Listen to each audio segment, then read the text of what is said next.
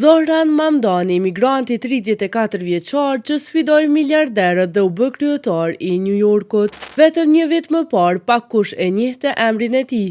Sot, Zohran Mamdani, 34 vjeç, ka hyrë në histori si kryetari i 111 i Bashkisë së New Yorkut. I lindur në Kampala të Ugandës nga prindër me prejardhje indiane, Mamdani u rrit në SBA ku nisi rrugtimin e tij si aktivist që ndihmonte familjet e varfra të shmangnin dëbimet nga banesat.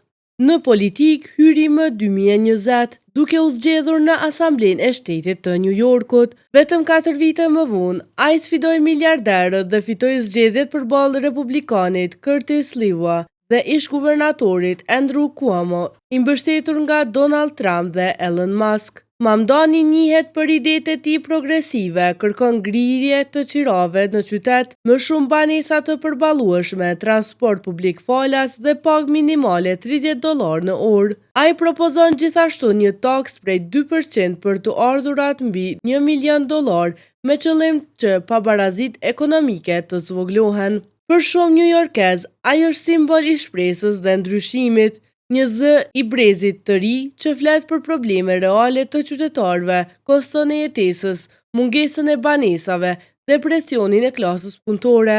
Ai tha se po erdhi Netanyahu në New York do të arrestohet dhe ishte zëri mbështetës për Gazën dhe ishte kundër gjenocidit nga Izraeli atje. Me mbi 8.5 milion banor dhe një buxhet prej $116 miliardësh, New York është një nga qytetet më të ndërlikuara për tu qeverisur, por për Zohran Mamdanin, ky është vetëm fillimi i një epoke të re për politikën amerikane.